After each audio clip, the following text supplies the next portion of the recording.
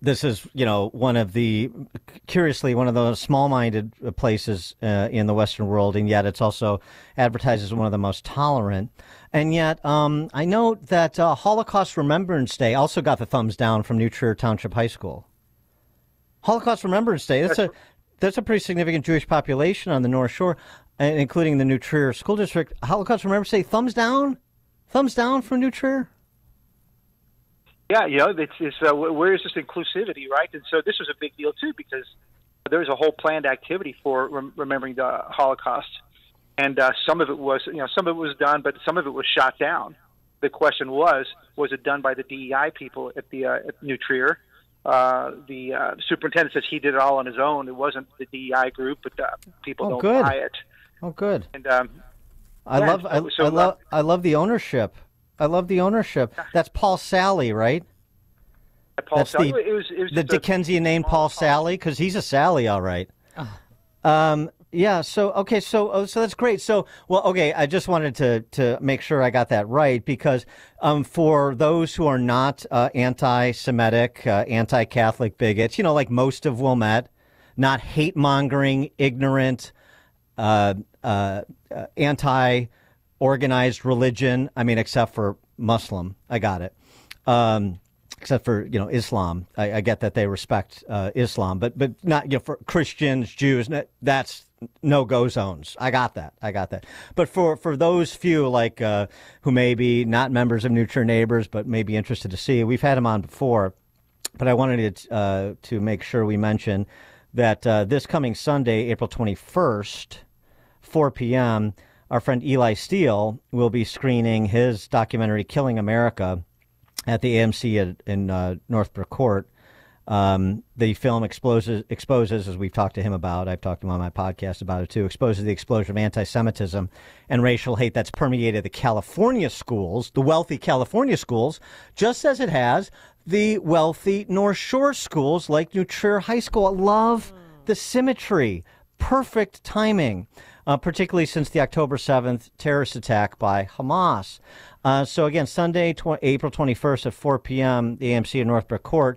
If you'd like to see a film that's documenting this since New Trier High School, led by the anti-Semitic, Catholic bigoted, Christian-hating Paul Sally and the rest of the power structure there, that's not something that they would platform. So I just wanted to make sure people knew.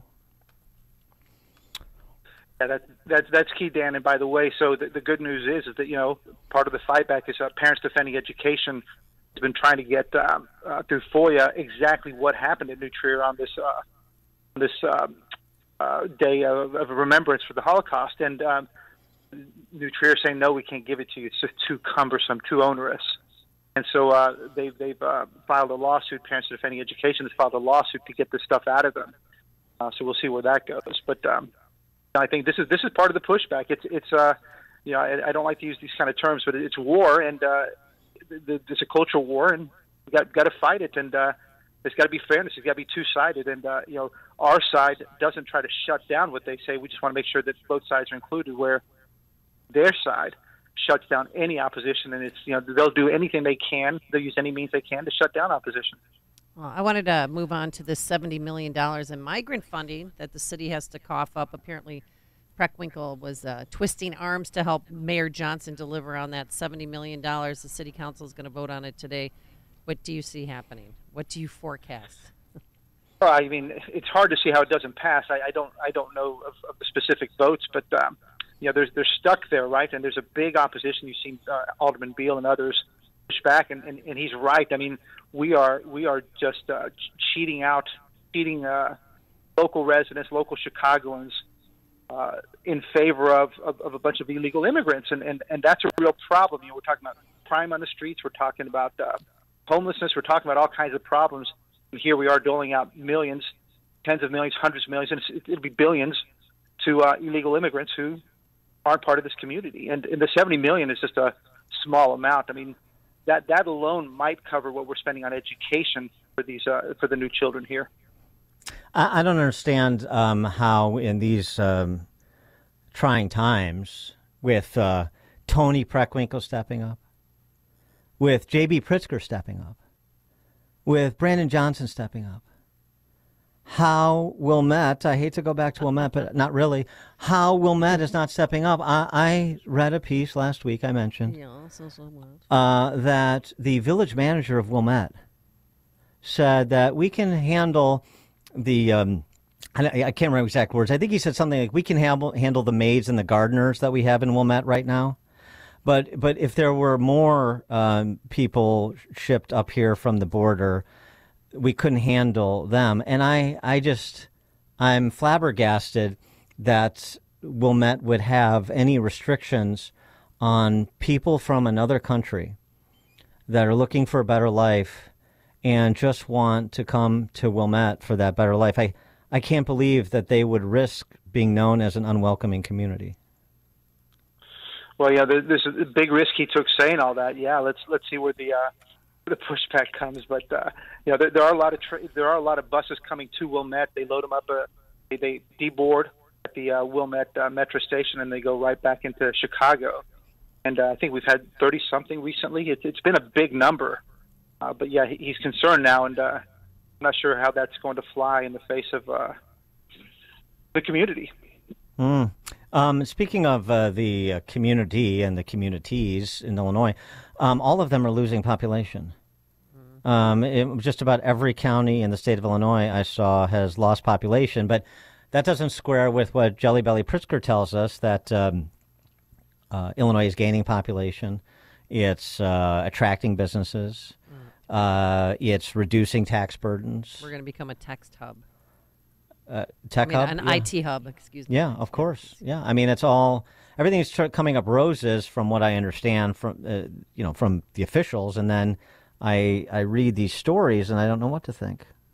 It's like it's almost like they're not telling us the truth. Could that be? Well, he's not honest about this, and this has been clear. The numbers every year show people leaving. We've documented it like crazy. The one thing that came out that U.S. Census said it may have made an error. It was perhaps an error. They don't know until they run the full census. But even if it was an error, that this would be about 250,000 more people in Illinois, and that doesn't cover the losses that we're having. So even if you grant him that, it doesn't matter. You're seeing Texas grew by 5 million people in the last decade. Miami by almost 3 million. You're having massive growth everywhere else, and here we are. We're shrinking. Either we're shrinking a lot or shrinking some. But either way, we're shrinking. And by the way, we're shrinking more than every other state in the country. So, maybe New York is competing with us. So it's a big problem, and it's happening in every single county almost. There's only 6 counties that grew out of the 102. So you're seeing all these places like Peoria and Decatur and Rockford, all of them struggling. Champaign, which is a university town, has been able to grow a little bit, but everybody else shrinking. Ted Dabrowski, President of Wirepoints, wirepoints.org, all things Illinois policy related. Thanks, Ted. Thank you, guys. Thank you, and he joined us on our turnkey.pro answer line. It's like a hot, steaming cup of information to start your day. It's Chicago's Morning Answer on AM 560. The Answer. Chicagoland agrees. McGrath Lexus is the overwhelming choice of luxury vehicle shoppers.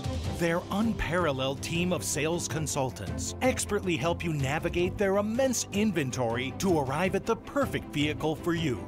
With 2 convenient state-of-the-art dealerships in downtown Chicago and in Westmont, they offer 2 times the selection and 2 times the discounts. And right now,